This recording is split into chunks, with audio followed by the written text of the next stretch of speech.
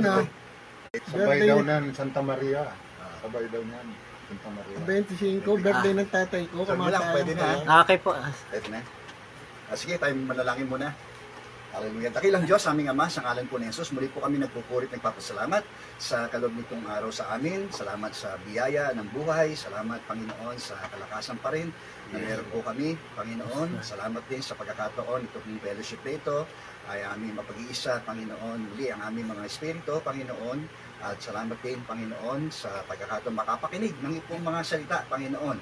Di lamang iyong sinabi, hindi lamang sa tinapay nabubuhay ang tao, kundi sa bawat salitang nagmumula sa iyong bibig, Panginoon. Kaya mo ito'y aming diniin, Panginoon, at patuloy itong gumawa ng pagbabago sa aming itong mga buhay, Panginoon. Patawarin din po niyo kami sa aming mga pagkukulang, anumang po, O Diyos, ang hindi karapat-dapat po sa amin, Panginoon, ay patawarin niyo po kami. Alang-alang sa iyong habagan, kami po ay patuloy yung maasa sa iyong panguna at iyong pagbabasbas, Panginoon, sa amin, Panginoon, at sa iyong mga salitang ito, Panginoon, na amin pong mapagbubulayan. Ito po ang aming pong samo at panalangin sa pangalan ni Jesus. Amen. Amen. Sige po. Hallelujah. Okay, ang paksa natin ngayon ay ang pagpapala ng pagpapawalang sala ng Diyos, no? Siguro kung bibilangin natin yung ating mga naging mga kasalanan, sangkatutak, ano ho? No? At hindi mabilang yung mga nagawa ko nating mga kasalanan ng araw. No? Alang sa atin siguro ay mga babaero, no, lasinggero, lahat ng crew ay nandoon sa atin, ano, sigarelo. So, Pare-pareho tayo eh. pare-pareho siguro tayo ng dyan. likaw ng ating bituka. Tayo Ano? makasalanan. Yan, lalo na yung sa panahon ng ating kasagsagan, ng ating mga kabataan, no, na kung saan tayo'y mga mapupusok, no? Siguro na nasuong pa tayo sa iba't ibang uri ng mga trouble sa buhay. No? Pero gayunpaman, salamat sa Diyos sapagkat nakilala natin ang ating Panginoong Yesus, no, sa buhay natin at nagkaroon nito ng epekto, no? Ngayon sa buhay ng ating bawat isa, nang sa kaya nakita natin na talagang nagkaroon tayo ng pagbabago.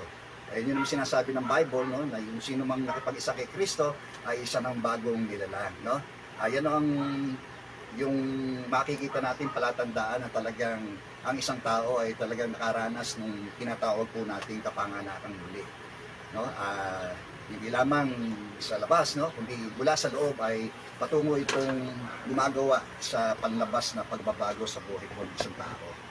Okay? So balik tayo dito sa paksa natin tungkol sa pagpapawalang sala ng Diyos sa atin, no?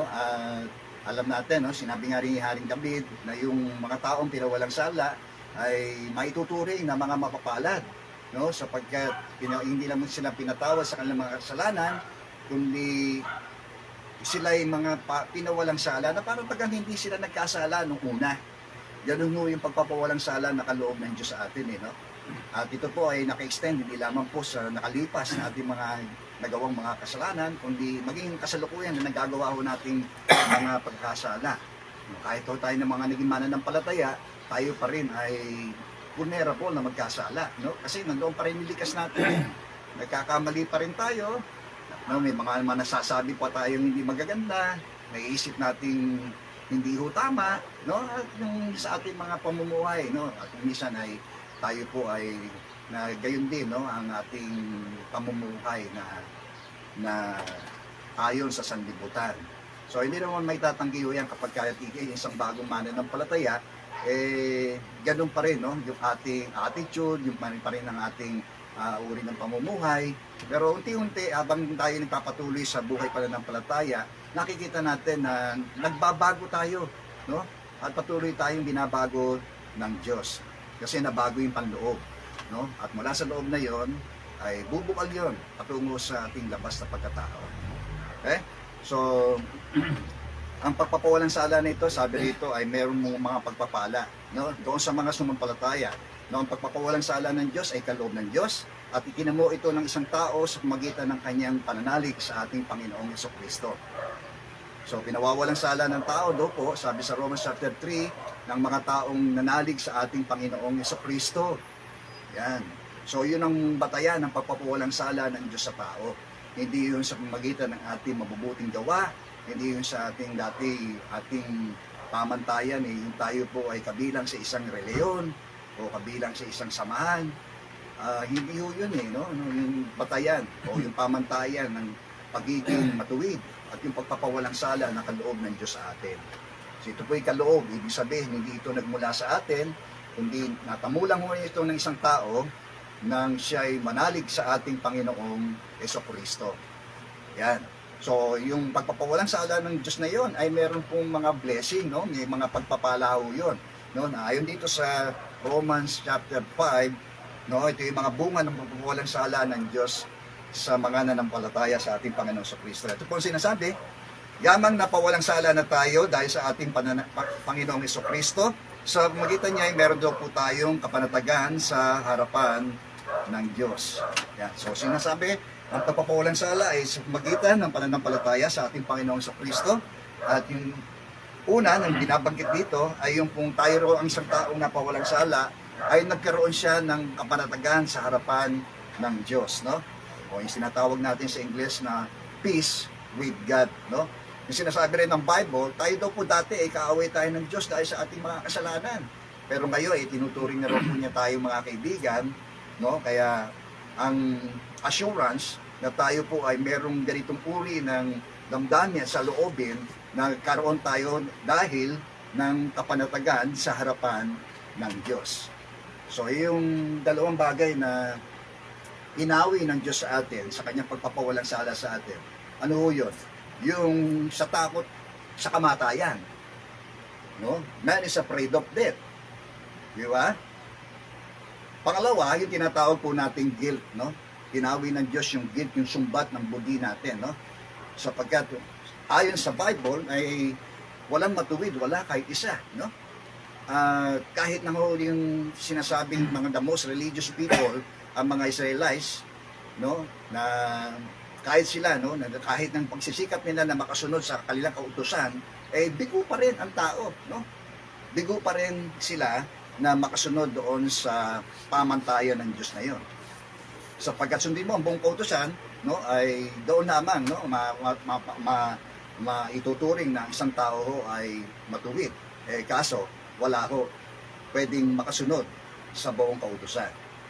So, kaya nga sinasabi ni Paul doon sa Romans chapter 10, ang marugdog kong nais at dalangin sa Diyos ay maligtas sila, yung kanyang mga kalahi, no? Sapagkat si Paul ay isang Hudyo, no? Sapagkat napapatunayan niya na sila ay nagsisikap maging kalugod-lugod sa Diyos, pero mali yung kanilang pamantayan at batayan, no? Sapagkat si Kristo ang hangganan ng kautusan, kaya kung sino man ang nanalig sa Kanya, ay mga pinapawalang sala ng Diyos. Hindi batay sa pagsunod sa kautusan. Oh, sabi nga sa James, sabi roon na kapag ikaw ay sumablay doon sa kahit isang doon sa mga 10 utos ng Diyos, o yung tinatawag nating moral law, sumasablay ka na sa lahat. Kaya wala hong pwedeng hindi nga tayo marahi sumasamba sa mga Diyos-Diyosan, pero tayo naman ay nagnanakaw, sablay na rin tayo sa lahat ng mga ito. Okay? So, yun ang isa sa mga bagay na ang pagpapala ng pagpapawalang sala ng Diyos sa atin, nagkaroon tayo ng kapanatagan sa harapan ng Diyos. Ngayon, no, yung ating pagkatakot sa kamatayan ay napalitan ng kapanatagan ng ating kalooban. No? Kasi dati, hindi natin alam kung saan tayo patutungo pag kinuha ng Diyos ang ating buhay. Di ba? Ngayon, no, dahil sa biyaya ng Diyos na ito na ating tinanggap sa pamamagitan ng ating pananampalataya sa ating Panginoon Jesucristo, ay ito ho ang binunga sa atin. Yung ating dating pagkatakot sa kamatayan ay ngayon ay atin ang buong kapanatagan na ito ay kaya nating harapin. Sapagkat yun naman ay tinitiyak ng Diyos sa atin, no? Na meron tayong assurance of salvation, no? Merong buhay na walang hanggan. Yan yung sinabi ni Jesus, ang nananalig sa Kanya ay may buhay na walang hanggan. Purihin ng Panginoon, no? So yan ang dalawang bagay na pinawi ng Diyos kung bakit tayo nagkaroon ng bunga nito ng papapawalang sala ng Diyos, yung kapanatagan na yon. Pinawi ng Diyos yung ating guilt at yung pong ating takot sa kamatayan. Pangalawa, sabi, through Him we have access to the Father, no? Kaya dito tinatamasa natin yung kagandahang loob ng Diyos, no? So yung pangalawang hindi lang yung peace kundi yung access, no? So, sa templo, meron pong tinatawag na dalawang bahagi po roon. Yung tinatawag nating dakong banal at dakong kabanal-banalan. No? At ang pumapasok lang po doon sa dakong kabanal-banalan ay yung dakilang saserdote minsan sa isang taon, no, upang maghandog, no. Kasama na rin yung kanyang mga naging mga kasalanan. Ganun ang uri ng mga paghahandog na ginagawa po ng mga saserdote. Sila po ang nagsisilbing tagapamagitan ng tao sa Diyos. Okay? Pero nung si Jesus ay nabayubay doon sa krus ng kanyang winika na naganap na, no? Yung mission na yon na ini-accomplish ni Jesus nung siya po ay mamatay sa krus, no? Ay napunit, no? Sinabi yung tabing doon sa templo na naghahati doon sa dakong banal at dakong kabanal-banal ay napunit mula itaas hanggang sa ibaba. Na ang ibig sabihin nun, wala nang sakripisyo pang tatanggapin ng Diyos liban doon sa naisakripisyo na walang iba yung pagsakripisyo ng ating Panginoong Jesus. No? Kasabay noon ay yung lagusan, no? Yun ang ibig sabihin, malaya na ang tao na makakalapit sa trono ng kahabagan ng Diyos. Anumang oras, anumang sandali, anumang na kanyang sitwasyon, yun ho yung sinasabing na naglagos yung pintuan na yon para sa lahat ng mga napawalang sala. Okay? So we have a direct access to God, no? Yung ano nun yun ho yung pagpapabiyayan, pagpapawalang sala ng Diyos sa atin, na nagkaroon tayo ng ganung uri ng access sa ating Diyos Ama sa langit. Di ba?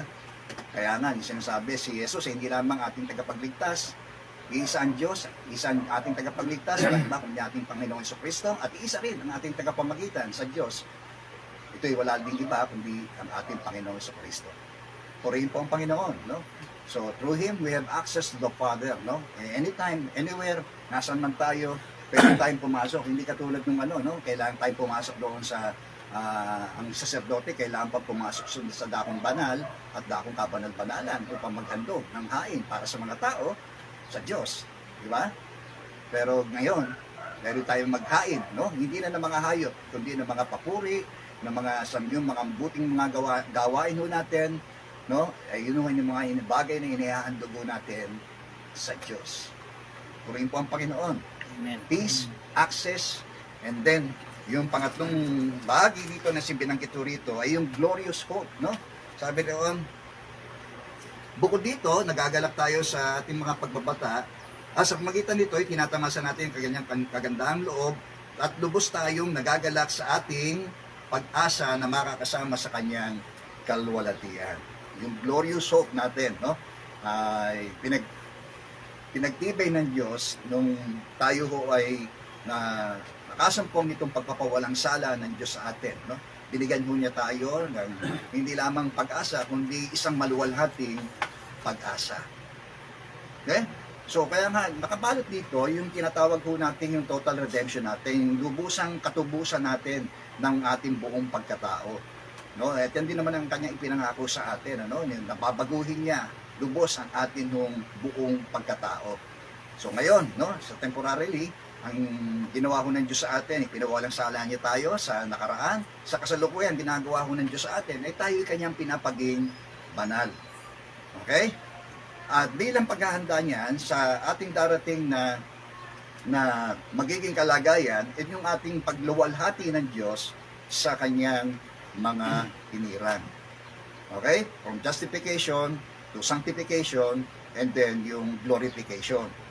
Okay? In the past, we are being justified, and then in the present, no, tayo po ay pinapaging banal ng Diyos, no? We are being sanctified by the Lord. Di po ba? Pinapaging banal niya tayo. Kita nyo, nagkakaroon tayo ng pagbabago. Di po ba? From the inside out, di ba? So, yun yung ginagawa ng Espiritu Santo sa buhay natin mga mananampalataya. Okay? Patuloy tayong inaakay tungo doon sa banal na gawain, banal na ministeryo. Okay? So, yun ang inaanan sa atin. Pailang paghahanda sa atin tungo doon sa tinatawag nating future glorification. Okay? Dito sa future glorification nito, kaya ang sinasabi sa Romans chapter 8, ang pagtitiis natin sa kasalukuyan ay hindi maihambing sa kaluwalhati ang sa atin pagdating ng itinakdang panahon ng Diyos. So, yung kagandahan no? merong ganong uri ng senaryo na gagawin ng Diyos sa kanyang mga hinirang. So, kabilang ho tayo roon, no? Kaya ito yung sinasabi ng Bible sa atin, na yung binunga ng pagpapawalang sala ng Diyos sa atin, ay meron tayong ganitong uri ng pag-asa, isang maluwalhating pag-asa. No? Sabi sa 1 Thessalonians chapter 4, na sa isang mata, no? Pagtunog ng trompeta, bababa ang Panginoon, bubuhayin muna yung mga nangamatay na sumasampalataya kay Kristo, at pagkatapos tayong mga buhay pa, ay titipunin niya kasama ng mga binuhay doon sa papawirin upang makasama natin, makapiling natin ang Panginoon sa magpakailanpaman. No, kalakip nun, yun yung sinasabi natin ng Bible doon sa 1 Corinthians chapter 15, na yung ating katawang ito na nasisira, sakit at namamatay at nabubulo ay papalitan ng isang maluwalhating katawan. Kasi itong likas ng ating nung katawan na ito ay corrupt po ito eh. No, itong corruptible body na ito ay kailangan mapalitan ng incorruptible. No, ito yung sinasabi nating maluwalhating katawan na aangkop doon sa lugar ng kaluwalhatian ng Diyos. Okay? Hindi tayo pwede makapasok doon ng ganito ang ating kalagayan. Okay? Kaya sakop nito yung ating lubos na pagbabagong gagawin ng Diyos, no, kapag nangyari na ho itong sinasabi natin pagluwalhati ng Diyos sa kanyang mga hinirang. Okay? So, glorious hope. Ano pa? Pang-apat ay yung Christian character, no? Kaya nga sabi rito, bukod dito, nagagalak tayo sa ating mga pagbabata. Iba na ho ang ating pananaw ukol sa ating mga pagbabata o paghihirap, pagtitiis. No? Dalawang bagay kung bakit tayo nagtitiis sa sanlibutan ito. Una, kasi bahagi tayo ng sanlibutan ito, ng mundong ito, kaya tayo nagtitiis. No, kaya ikaw ay anak ng Diyos o hindi, no? Nagtitiis tayo kung anong bagay na nararanasan ng tao na paghihirap sa mundong ito. Kasi bahagi tayo ng makasalanang mundong ito. Pangalawa, nagtitiis tayo dahil kabahagi tayo ni Kristo. Okay, no? Kaya na tayo, nakakaranas tayo ng mga pag-uuyam, pag-uusig sa ating mga kaibigan o maging sa ating mga kasambahay, no? At kaya din sa mga tao na nasa sanlibutan. So bahagi yon ng ating mga pagtitiis bilang kabahagi tayo ni Kristo. Okay? O, pero bago na ang ating panahon patungkol sa pagtitiis, no? Kaya nga sinasabi ni Kristo, mapalad kayo kapag kayo'y inaalimura ng mga tao, pinagwiwikaan ng lahat ng uri ng kasamaan at kasinungalingan. No, magdiwang kayo't magalak sapagkat malaki ang iyong gantimpala sa langit. O huwag tayo magtaka, lahat doon ng may nais mamuhay na matuwid bilang tagasunod ni Kristo ay daranas ng pag-uusig. Kaya tingin niyo po, minsan iba ang trato ng mga taong nasa sanlibutan sa atin. Iba ang kanilang iniisip sa atin. O, kasi ganun tayo dati sa kanila eh. Ganun mo tayo eh. O, ang gawain natin, makasanlibutan. Ang kaisipan natin, pananaw natin sa buhay, makasanlibutan. No? Pero ikaw tayo nakakilala kay Kristo, nagbabago yung ating pananaw, yung ating interest, yung ating mga values, di ba? Nagbabago lahat eh. Okay? So, gayon din, maging sa aspeto ng pagbabata natin, no? Naunawaan natin na bilang kabahagi ni Kristo, nakakaranas tayo ng ganitong uri ng pagbabata, no? Tayo man ay bahagi ni Kristo o gayon din, bahagi tayo ng mundong ito. Nagagalak tayo, sabi. We rejoice in our suffering. Yun yun. Sabi, napakasarap, no? Yung binungan ng pagpapawalang sala, no? Dahil nakikiisa tayo sa paghihirap ni Kristo. Diba? Sabi doon sa sulat din ni Pedro, 1 Peter chapter 4, no? Yamang si Kristo ay nagbata ng hirap sa buhay na ito, kayo man ay dapat maging handa sa pagtitiis. Sapagkat yung mga nagtitiis ng hirap sa buhay na ito ay yung mga tao daw pong mga tumalikod na sa pagkakasala. Yan. So yun ang tanda na talagang tayo po ay nakikibahagi sa pagtitiis ni Kristo. Di ba? Yan. So ano pa? Pang-lima ay yung God's love within. Okay? Hindi tayo nabibigo sapagkat sa ating pag-asa, sapagkat ang pag-ibig ng Diyos ay ibinuhos niya sa ating mga puso sa pamamagitan ng Espiritu Santo na pinagkaloob na sa atin. Tingnan niyo po. So, gayon din, no? Sa ating naging pananampalataya sa ating Panginoon Kristo, hindi lamang ang Ama ang ating tinanggap, si Jesus ang ating tinanggap, gayon din ng Espiritu Santo na kanya ipinangako sa lahat ng mga mananalig mo sa kanya. No? Yun yung sinasabing yung pananahan ng Espiritu Santo sa bawat mananampalataya. O isipin ho natin yun, isa sa mga mahalagang gawain ho ng Espiritu Santo sa buhay natin ay yun ang kanyang pananahan sa bawat nanampalataya. Okay? Amen po. Yan. Kaya tayo, nakakaranas tayo ng kanyang conviction. No? Lumalakas yung ating kapangyarihan, no? Laban sa mga spiritual na ating pakikibaka dahil sa Espiritu Santong sumasa atin. Sabi nga, greater is He that is in us that He who is in this world. Di po ba? Higit siya makapangyarihan na sumasa atin, no? Kaysa sa Espiritong nasa sanlibutan ito. Yeah. Purihin po ang Panginoon. Amen. No? So, yan napakaganda na naging bunga ng papapawalang sala ng Diyos sa atin, no? Ay yung Espiritu Santo na ipinagkaloob sa atin. Hindi tayo nabibigo sapagkat ang bunga ng Espiritu ay ano? Pag-ibig. No? Binuhos ng Diyos. No? Dito natin naunawaan yung uri o yung kahulugan ng pag-ibig. Di ba? Di ba ito'y maranasan ng isang tao, doon niya lamang lubos na maunawaan yung uri ng pag-ibig ng Diyos na yon. Na sa kabila na tayo mga makasalanan, inibig tayo ng Diyos. Isipin natin yon. Sa dami nating mga kasalanan ng mga nagawa, no? Ay sukat ba naman? Walang pwedeng masaklawan yon, no? Ng pag-ibig ng Diyos. Hindi kayang saklawan nun ng pag-ibig ng Diyos. Kaya purihin ng Diyos, no? Na yung pag-ibig na yon, pagka nag-minister sa atin, sa ating mga buhay, no? Ay doon natin lubos na maunawaan kung ano ang kahulugan ng tunay na pag-ibig na yon. Pag-ibig na ibinuhos niya nung si Kristo ay mamatay para sa ating mga makasalanan. Sapagkat nung tayo mahihina pa, namatay si Kristo sa takdang panahon para sa mga makasalanan, mahirap mang mangyaring ialay ni naman ang kanyang buhay alang-alang sa taong matuwid. Bagamat maaaring may mga has na gumawa nito alang-alang sa isang mabuting tao. Ngunit ipinadama ng Diyos ang kanyang pag-ibig sa atin na mamatay si Kristo para sa atin nung tayo'y mga makasalanan pa. Tingnan niyo po yun, ha? Hindi pa man tayo sumasampalataya, no? Inibig na tayo ng Diyos noon pa man. Okay? At ngayon, napawalang sala na tayo sa pamagitan ng kanyang dugo, lalo ng tiyak na maliligtas tayo sa poot ng Diyos.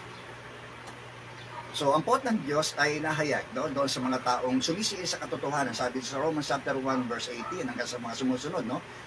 Yung poot ng Diyos ay nahayag sa mga taong sumisiil sa katotohanan, no, sa pamagitan ng kanilang mga kasamaan. Okay? Ang mga bagay na dapat malaman ng tao sa Diyos ay maliwanag na inihayag ng mga bagay na nilikha niya. No? Kaya nga hangal ang tawag ng Diyos doon sa mga nagsasabing wala naman Diyos. Di ba?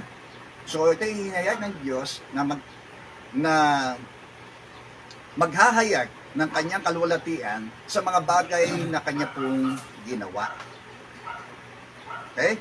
So paano natin malalaman yung existence ng Diyos? Tumingin tayo sa paligid natin. Mula itaas hanggang ibaba, yung ba, sa ating paligid, ay makita natin yung existence talaga ng Diyos ay naroon. Okay? So, isa sa mga huling mga pagpapala nitong pagpapawalang sala ng Diyos sa atin ay yung naligtas tayo doon sa poot ng Diyos na yun. Okay? So, niyayag din ng poot ng Diyos sa kasalukuyan, yung ano niya, no? Yung paghaya niya sa mga tao. Dahil itinakwil ng tao ang katotohanan at pinalitan ito ng kasinungalingan, nabaling ang tao sa pagsamba niya sa maling Diyos. Kaya lumika ang tao ng mga bagay na kanyang sasambahin. So isa sa mga greatest sin of man ay yung tinatawag nating idolatry. Okay? Idolatrous, no? Ang bansang sumasamba at sila ay considered ang mga pagans, no? Mga pagano, sila yung mga idolater. Pangalawa, binanggit roon sa Romans chapter 1, verse 18, hanggang sa mga sumusunod, na yung mga tao ay yung mga lalaki ayaw na makipag-ugnayan sa babae at sa kapwa lalaki na lamang sila nakikipag-ugnayan. Ganyan din naman ang ginawa ng mga babae.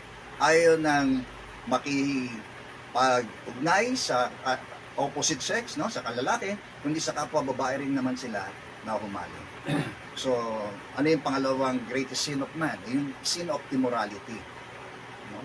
Kaya, pangatlo, sabi reon, yung ng tao ay nagumumpa sa mas matinding mga kasalanan, yung tinatawag nating kabuktutan, o yung sin of iniquity. Mula sa idolatry, immorality, at yung tinatawag nating iniquity. No? Kaya sinasabi rin sa huling mga talata, na yung mga gumagawa ng mga bagay na ito ay dapat na talagang maparusahan. Pero ano pa ang ginagawa ng tao? Wala siyang malay na yung kanyang kahantungan, kasasaglakan, ay yung puot ng Diyos sa kasalanan. Okay? Mahal ng tao. Ang Diyos ay minahal niya ang tao. Kaya tinadama niya yun eh. Kinakita niya yun. Kung si Kristo ay mamatay sa krus para sa lahat ng tao. Pero inibig pa ng tao ang dilim kaysa sa liwanag. Yun ang... So wala na naghihintay sa mga taong namumuhay sa kadiliman, kundi maranasan nila yung darating na puot ng Diyos. Yung ultimately, kapag ang tao ay namatay, no, ay siya po ay darako doon sa walang hanggang pagdurusa. Dahil wala mang tao kanyang patutunguhan matapos na siya mamatay. Kundi ang langit, ang buhay na walang hanggan sa piling ng Diyos at sa buhay na walang katapusan, kaparusahan. No? Sa kung saan mayroon pong pangangalit ng ngipin, may apoy na hindi namamatay, may pagdurusa, may pagtangis, no? At yun po ay throughout eternity. So, maagang balita, si Jesus ay namatay alang-alang sa ating mga kasalanan, sa gayon sino man sa kanyang mananalig at sasampalataya ay pinakakalooban niya ng buhay na walang hanggan. No? Si magnanakaw ay nang siya'y sumampalataya, sabi ng magnanakaw, Jesus, remember me, no? Alalahanin mo ako kapag ikay nasa iyong kaharian. No? Agad-agad si Jesus ay sumagot. Sabi niya, today, you shall be with me in paradise. Purihin po ang Panginoon. No? At ang kahabagan ng Diyos ay doon sa magnanakaw na iyan. Okay? Pampito, pang-anim, yung salvation from future wrath, no? At pangpito ay yung reconciliation with God, no? Yung ating muli ay pagbabalik sa Diyos. Ito po sa verse 11.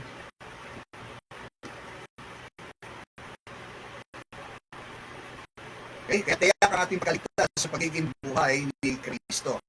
Hindi lang ito nagagalak tayo at nagpupuri sa Diyos sa magitan ng ating Panginoong Jesucristo sapagkat dahil sa Kanya, tinatayo ng Diyos na mga kaibigan niya. Through Him, we are reconciled with God, no? Yun ang sabi sa English translation, no? Through Him, magitan ni Kristo, tayo po ay nakapagkasundo sa Diyos. Tingnan nyo yun. Dati tayo kaaway ng Diyos eh. Diba?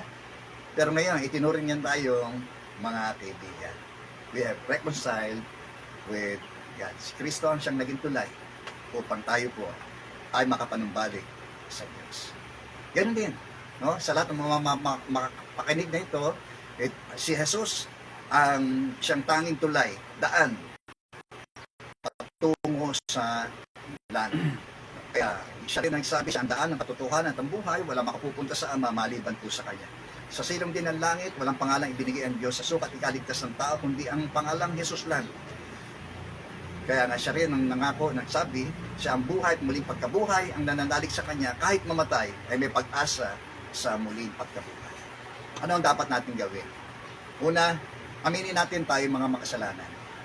I-admit natin, magpakumbaba tayo sa harapan ng Diyos. Pangalawa, pagsisiyan natin at talikuran natin ang ating mga kasalanan.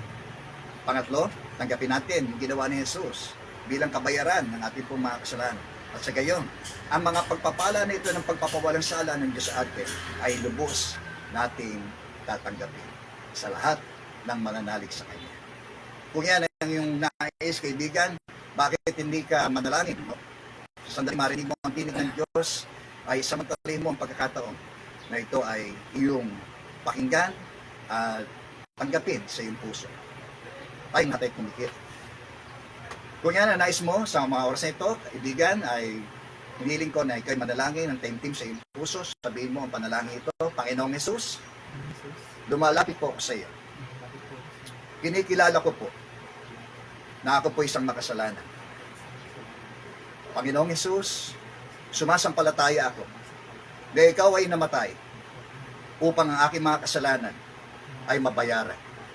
Sumasampalataya rin ako na ikaw ay muling nabuhay mula sa mga patay upang ako'y magkaroon ng pag-asa sa buhay na walang hanggan. Tinatanggap kita bilang aking Panginoon at aking tagapagligtas sa aking puso, Panginoon. Simula ngayon, ang buhay ko pong ito ay aking pong inaalay sa iyo. Sa pangalan ni Jesus. Amen. Pastor, pinapaano po ni Jordan yung panalangin para sa lilang po? May sakit po. Okay. Pati si Tracy, si Marlon. Sige na, tapos na ba? Ay, hindi pa Tinapos po. mo na? Hindi pa po. Hindi ha? O sige, tayo po yung manalangin. Dakilang Diyos, aming Ama, sa ngalan po ni Jesus, muli po kami nagpapasalamat sa iyong mga kaloob ng mga salitang ito, Panginoon. Salita, patuloy na nagbibigay po sa amin ng pag-asa at patuloy na pananariwan ito sa amin, Panginoon, upang lalo po kami maging masigla, Panginoon. Harapin ang aming buhay sa kabila ng aming mga kinakaharap na mga pinagdaraanan, Panginoon. Salamat po, Panginoon, sa lahat ng iyong mga pangako ito, Panginoon, sa amin. At kami ay patuloy ng mga hawakan sa lahat ng ito, Panginoon, upang sa darating na mga panahon, O Diyos, ay lubusan po namin maranasan mismo ang iyong mga ipinangakong ito, Panginoon, sa amin. Tulungan mo lamang po kami maging matapat, Panginoon, hanggang sa wakas. Panginoon, ang sa gayon, Panginoon, ay masumpungan mo kami laging nagtatapat sa lahat ng panahon at pagkakataon. At kami, O Diyos, ay patuloy namin iniaalay ang aming buhay na ito bilang handog ng buhay, banal at nakalulugod po sa iyo, Panginoon. Salamat po. Sa oras na ito, tinataas po namin sa iyo ang biyanan po ni John, Panginoon, na hindi maikli ang iyong kamay, Panginoon, upang maabot mo, Panginoon, ang taong ito, Panginoon.